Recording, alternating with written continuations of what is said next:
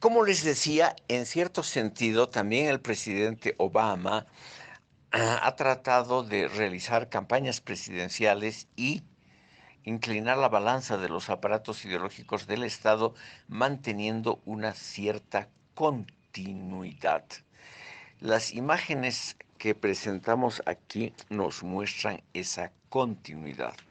En la imagen de la derecha arriba vemos a Obama ligeramente modificada su imagen por Photoshop.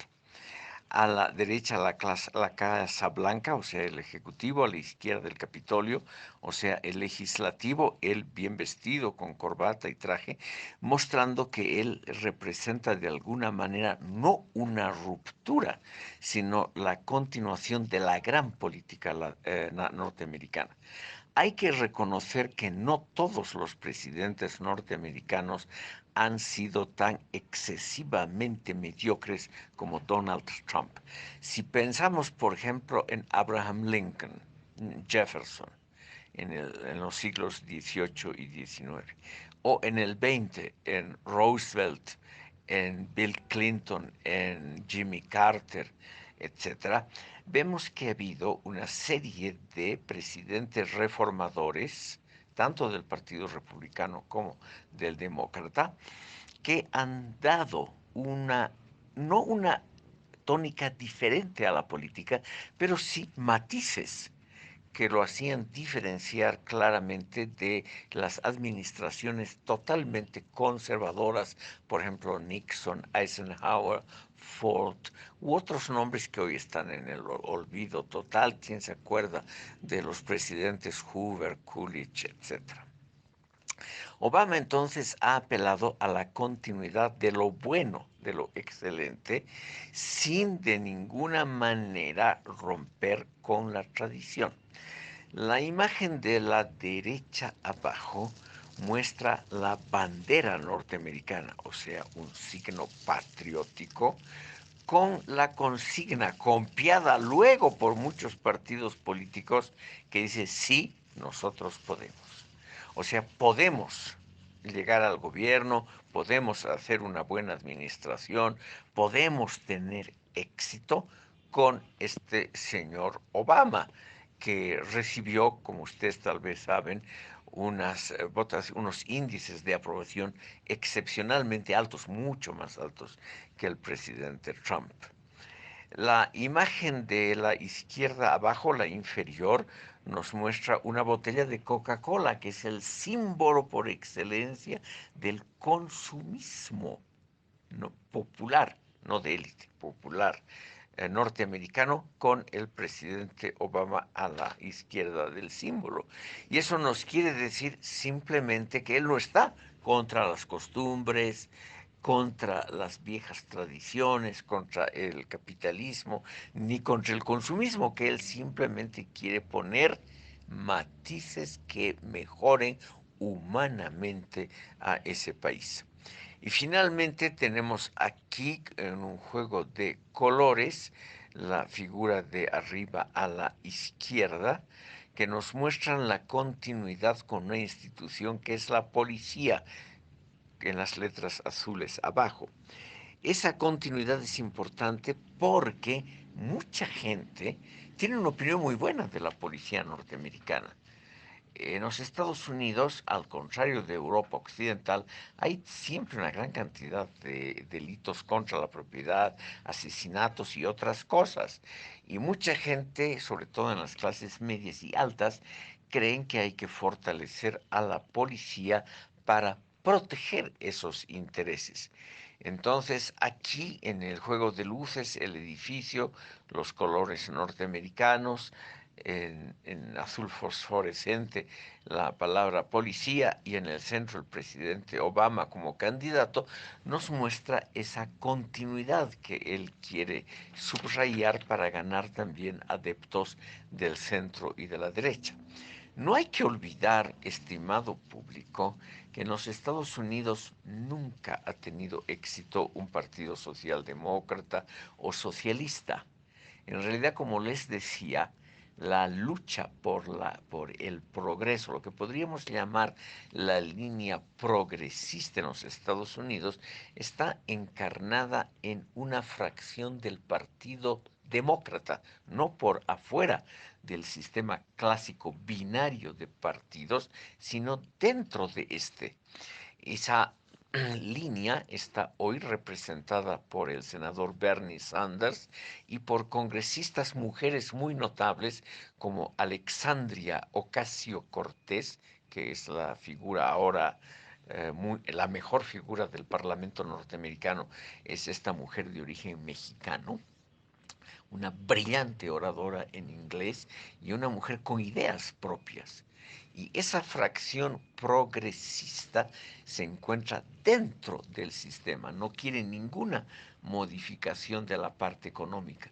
Lo que se quiere modificar es el acceso a la cultura, la ampliación del sistema de salud y cosas similares que se pueden hacer sin cambiar fundamentalmente la estructura de ese país que, como les decía, en el exterior es vista como exitosa. Tal vez en los propios Estados Unidos haya mucha más resistencia y eso se nota muy claramente eh, en los campus universitarios donde hay una resistencia a eso. Pero los Estados Unidos todavía tienen una irradiación al exterior. Y por ello me permito decir, volviendo a nuestro tema principal, que no necesitan un aparato ideológico con las cualidades agresivas que tenía el aparato ideológico propagandístico tanto de la Unión Soviética como de la Alemania nazi. Es decir, según ellos, como el sistema habla por sí mismo, por su éxito, no se necesita hacer una propaganda exagerada en favor de los principios del sistema capitalista.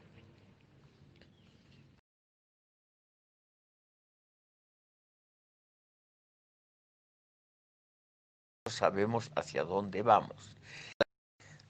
En un mundo relativamente exitoso y por lo tanto desideologizado, lo que importan más son los gestos para nosotros vacíos de contenido, pero son también gestos que apuntan a un universo subliminal, a una dimensión del subconsciente.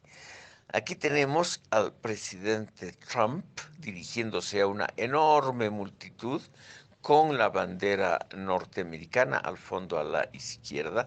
Él está con una corbata con un rojo muy brillante, símbolo, como les decía, del Partido Republicano, y está apuntando hacia arriba.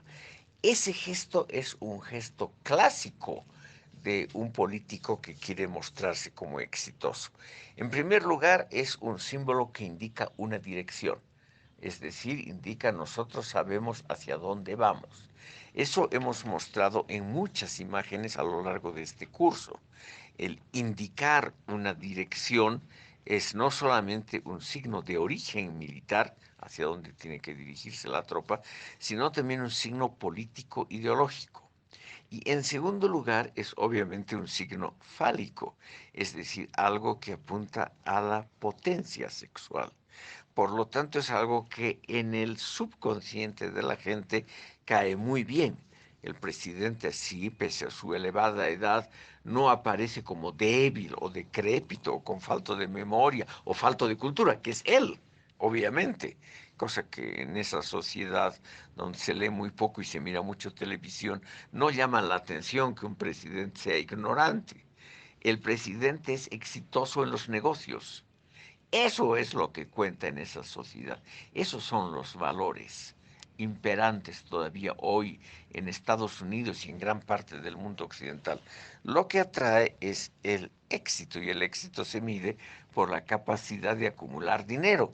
Y este señor que nunca antes había tenido una actividad política, que nunca fue una estrella brillante del Partido Republicano, aprovechó el relativo cansancio con ese intelectual que para mucha gente era demasiado abstracto, Barack Obama, y se presentó como el gran candidato del reemplazo contra la intelectualidad, la fuerza, contra la cultura elitaria, la cultura de masas. Y él es obviamente el representante de todo eso. A él le encanta estar así como ustedes ven en las otras imágenes, en medio de aglomeraciones que lo vitorean, que no dicen nada en cuestión de propaganda y de cuestión de programática. Es prácticamente nulo. Hagamos grande América otra vez.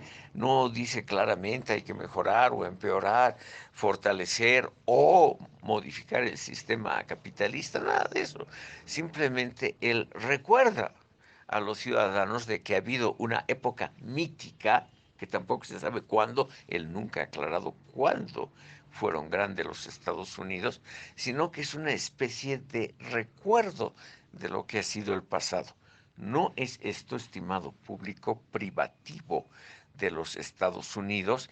Si ustedes se acuerdan un poquito de la propaganda indianista en Bolivia, también aquí se juega con esa figura de que el pasado antes de la llegada de los españoles fue muy grande y que de alguna manera sigue teniendo una facultad normativa, sobre todo de remembranza, de recuerdo a lo que hay que llegar otra vez. El presidente Trump, estimado público, tiene una gran popularidad. Él ganó las elecciones no por el voto popular. La candidata mujer, la señora Clinton, obtuvo algunos millones de votos más que él, sino que él ganó porque en los Estados Unidos la elección presidencial, lo cual poquísima gente sabe, es indirecta. El llamado colegio electoral es el que elige o no definitivamente al presidente y no el voto popular. En 3 oportunidades desde la fundación de los Estados Unidos ha habido un presidente como Trump que ha perdido el voto popular, pero que ha sido elegido por el voto definitivo del llamado colegio electoral. Volveremos un instante a las imágenes de Trump. Como no hay una gran política programática de discusión, no es como en Bolivia, donde se discuten alternativas relativamente diferentes de modelo organizativo de la nación, aquí lo que importa es quién ocupa el puesto de primer mandatario, porque está obviamente unido a una enorme disposición sobre una multitud de recursos muy grandes. Y por eso el presidente ya está pensando en su reelección.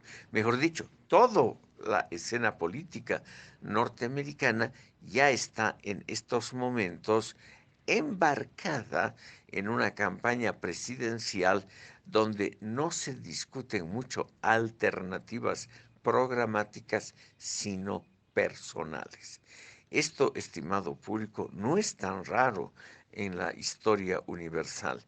Y aquí los aparatos ideológicos, tanto del Estado como de los partidos, tienen que incidir en ese nivel subconsciente de la población y no en el nivel consciente programático, que siempre es un nivel discursivo, siempre son problemas debatibles y donde el argumento de la razón es importante. En cambio, aquí en una política altamente personalizada, lo que importa es la identificación de la masa con el candidato, como fue también el caso de Mussolini, Hitler, etc. La identificación de esas masas amorfas que no piensan mucho con el candidato que les está señalando el destino, adelante, el futuro, esa grandeza que hay que reconquistar. Y ustedes ven abajo una masa informe e inmensa de gente en la imagen inferior, una masa de gente enorme, yo estoy seguro aquí, con perdón de ellos mismos, que no piensan, sino que solo sienten.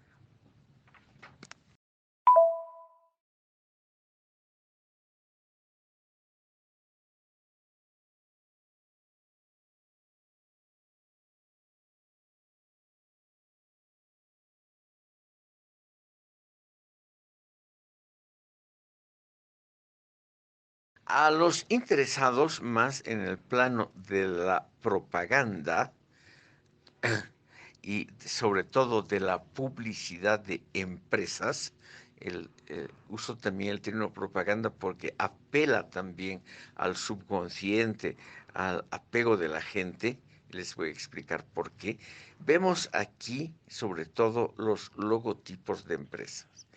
Esos logotipos de empresas son excepcionalmente importantes y han mostrado que algunos elementos de los logotipos que voy a mencionar a la rápida son esenciales, estimado público, para una publicidad exitosa. Sobre todo la simplicidad de los logotipos. No es como antes, que eran logotipos complicados, como los escudos nobiliarios, que son muy interesantes para un historiador, porque se puede descifrar en un escudo nobiliario qué cosas se han acumulado, qué posesiones materiales han venido al original, que siempre es el centro, etcétera. Aquí, en cambio, son una cosa muy simple, pero que queda grabada en la memoria de la gente, en el subconsciente de la gente. Por ejemplo, al extremo arriba, a la izquierda, la M de McDonald's, de esa cadena de comida rápida, barata y ordinaria. Es una comida simplemente que yo me animaría a calificar hasta de insalubre y de muy mal gusto, ¿no? Pero es la comida de las masas, ni siquiera de la clase media, de las masas. Y el signo es una M nada más, muy simple, de un color claro, que queda en la memoria de la gente. O cuando uno tiene que elegir en qué compañía aérea va a volar. En los Estados Unidos, lamentablemente, los ferrocarriles han caído en decadencia y casi todo el mundo vuela hasta para distancias cortas. Entonces, lo mejor es recordar algo elemental. American Airlines tiene ese logotipo que vemos a la derecha superior, que es AA, es la repetición en el fondo de la letra que significa los Estados Unidos. América, ¿no? Ellos se consideran América en su totalidad. Entonces, son los dos colores fundamentales de Estados Unidos, el rojo, de la bandera de Estados Unidos, el rojo y el azul, con un fondo blanco, los tres colores básicos, y unas alas abiertas que unen ambos logotipos. Entonces, esto es lo que queda lamentablemente en la memoria de la población. Son esos signos elementales. Si hay alguno de ustedes que estudia parcialmente diseño gráfico o cosas por el estilo, puede aprender mucho de la concepción de la norteamericana de lo que es la publicidad, porque en eso sí que han sido muy, muy exitosos.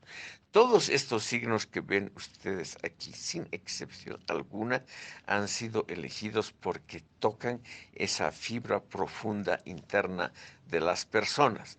Por ejemplo, también arriba a la izquierda está el más antiguo de todos los símbolos, la Coca-Cola en rojo sobre blanco, que se ve muy claramente y que no necesita explicación. Hoy todo el mundo sabe lo que es la Coca-Cola y por lo tanto ya no hay nada que explicar. O si ustedes ven inferior a la izquierda el símbolo de Google, que son simplemente las letras escritas, eso sí, en diferentes colores, pero letras claras, grandes, de modo que el nombre está en forma muy simple y clara y resalta fácilmente. Y además la combinación de colores siempre es simpática. En el centro, en la línea de abajo, un poquito a la izquierda, a la derecha, perdón, a la derecha, está el símbolo del otro de los gigantes de la electrónica, que lamentablemente está un poco en bajada. Es la IBM, International Business Machines. Esa empresa es la primera que incursionó en el campo de la computación, pero se hizo ganar por Microsoft, Google y todos los otros. Y su símbolo es pues un poco pálido. Son las letras, pero en un color gris azulado que no resalta claramente sobre el fondo. En la empresa ha habido varios intentos de cambiar ese logotipo.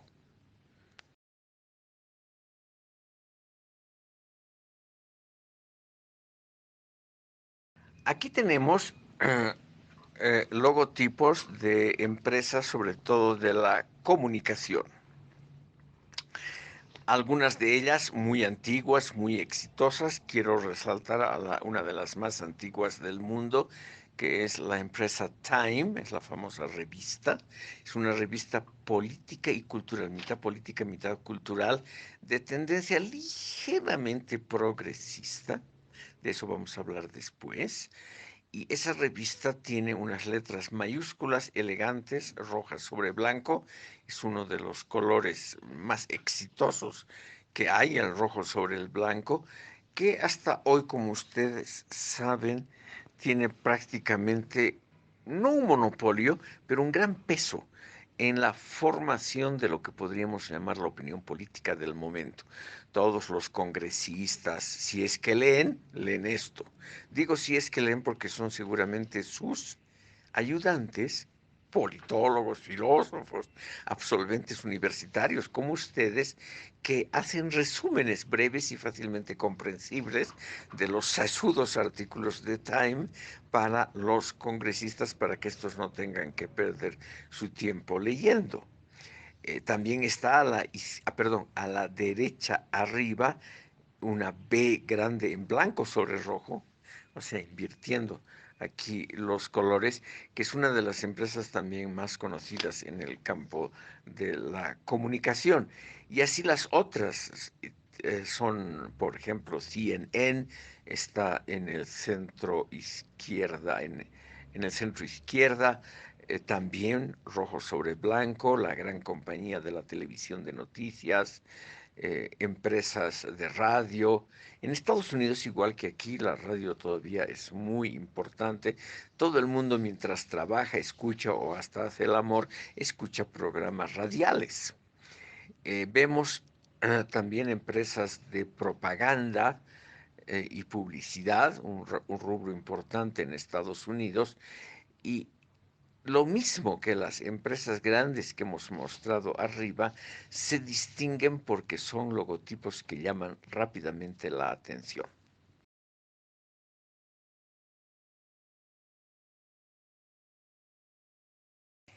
Este esquema es el más interesante para explicar dos fenómenos simultáneamente, y uno de ellos tiene que ver precisamente con la cultura política boliviana.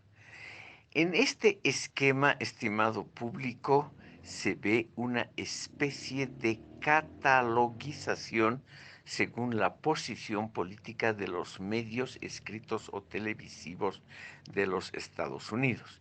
Y obviamente la izquierda del panel es la izquierda política y la derecha del panel es también la derecha ideológica. Ustedes ven que hay relativamente pocos medios en el centro, algunos más a la derecha y muchos más a la izquierda.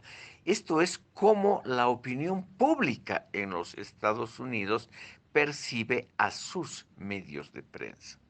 Y la opinión pública en los Estados Unidos, tal vez alguno de ustedes se va a sorprender, supone que algunos de los periódicos y las estaciones de televisión son izquierdistas, lo cual para nosotros que creemos siempre en una izquierda heroica, nacionalista, antiimperialista, nos pueda sorprender, por ejemplo, que la revista Time o el periódico New York Times o la estación de televisión CNN aparecen aquí en la izquierda del espectro, porque aquí en la opinión pública boliviana y latinoamericana en general, todos estos órganos de prensa son vistos unitariamente como reaccionarios.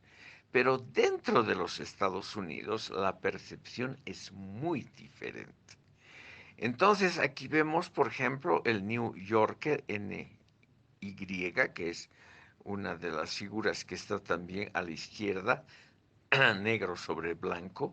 Es una revista cultural muy famosa, la revista cultural más conocida de Estados Unidos, que también aquí aparece en el lado de la izquierda. Este es el primer aspecto que quisiera mencionar con respecto a esta tabla. Reitero, los medios son percibidos en otra sociedad con respecto a nosotros, dentro de los Estados Unidos, de manera diferente como son vistos desde aquí. O sea, importantes medios de prensa son vistos allá como izquierdistas, progresistas, etcétera, en comparación a la opinión que yo llamaría uniformante que reina en Bolivia y América Latina con respecto a la prensa y al mundo de los medios en los Estados Unidos. El segundo aspecto que yo quería mostrarles con esto es que los medios en Estados Unidos, incluyendo la televisión, tienen un prestigio que podríamos llamar progresista, mucho mayor que el que uno se imagina fuera de ellos, porque no es un prestigio negativo, sino es un prestigio positivo. Ningún anunciante ha dejado de poner sus avisos en el New York Times porque la opinión pública lo considere de izquierda, eso de ninguna manera. Simplemente esta tabla nos muestra la difusión también de esos medios de prensa. Y no hay duda, estimado público, de que esos medios como CNN, el New York Times o en el campo de la cultura, el New Yorker, son realmente cosas muy bien vistas. Con esto, estimado público, vamos a cerrar la clase de hoy. Voy a permitirme unas palabras para redondear la temática de los medios de comunicación, de los aparatos ideológicos del Estado y sobre todo de la diferencia entre publicidad y propaganda que me parece esencial. En una sesión anterior, estimado público, hemos visto que hay una gran diferencia entre los conceptos de idea e ideología.